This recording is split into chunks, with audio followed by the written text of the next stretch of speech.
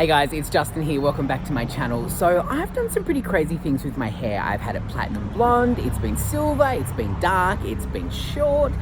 And today I'm gonna do something I've never done with my hair before. So I'm on my way to Alan Buki for O&M Hair in Paddington. Those are the guys behind all of my amazing hair creations. And today we're gonna do long hair extensions. Now I searched YouTube for videos on this, on guys getting hair extensions, because I used to get them a lot, maybe just through the crown of my head for a bit more length and thickness.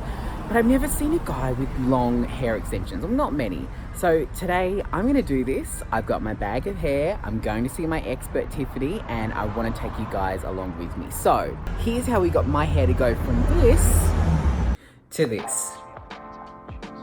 Here we have 50 pieces of 20-inch real human Remy hair, and as you can see it's in like a sandy blonde color with some highlights in it. So what I did at home was I took some color and put it onto the roots and used a cotton tip to move the color down to give you that kind of natural balayage kind of look. So you need to make sure it looks really natural, and here's how it turned out.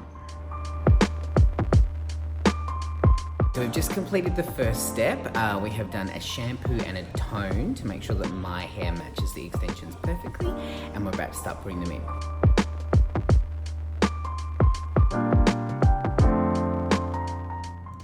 Okay, so the technique that Tiffany is using here is probably a technique you've seen before. It's the sandwich method. So you essentially have two tapes of the hair extensions. You have a sticky kind of tape that goes on each one, and then it gets sandwiched either side of some of your own hair. Now you can see what she's doing here is placing them in a really natural kind of placement so that they kind of fall in a way that hair normally would. And then once she's stuck one of the tapes on, she then makes sure that it's just the finest amount of hair that's in between each one so that you don't get any breakage or it's not pulling on too much hair. She then clips it up and then sandwiches the other piece on the other side.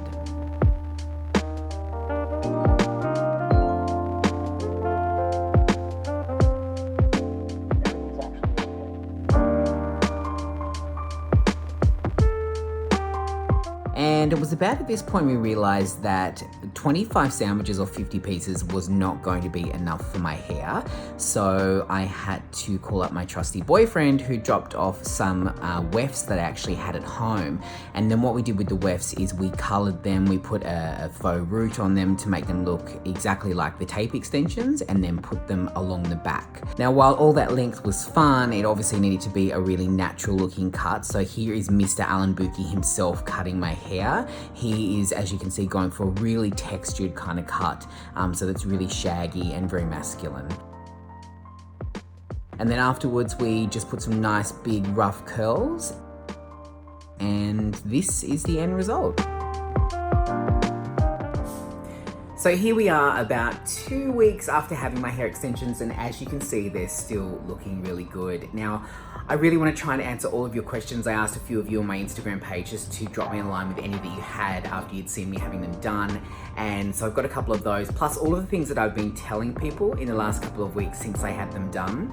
The big one was, how much did it cost? Now, this is such a tricky question because with mine, there was a combination of wefts and tapes, and I mean, to give you a vague idea, here in Sydney you can go to a wholesaler and buy 5 sandwiches, that's 10 pieces, for around $80. So if you do the calculations as to how many you'll need for your head, and then obviously you need to speak to your salon about how much it's going to cost for them to actually install them for you. Another small issue that I had with the tape extensions was obviously the ones that I got were blonde, so then the tapes at the top were quite light. So what I had to do was go and buy a brown colored permanent marker. I thought this was kind of clever. And then I got my boyfriend to color in the top of them so that down at the root it was kind of the same color, because they were standing out a little bit. So because I had the brown root and the blonde ends, we colored in this sort of blondish looking tapes to make them blend in. How long did it take? Well, I was at the salon for about 8 hours, and I would say working on them took around 5, because we sort of stopped and started a few times, and then we had to wait for the wefts to arrive and stuff like that. So allow yourself a fair bit of time, I would say. Jen on Instagram did ask about the whole coloring process. So as I mentioned before, we did tone my hair to match the extensions, and then looking at the color of the extensions, we kind of decided maybe it was a little bit too yellow. So the tone that we actually went for was, I think, around a 7. Don't quote me on that. But we sort of toned them down to be this more of like an ashy kind of blonde, which I'm so happy with. I don't think I would have been as happy had they been the original color they were.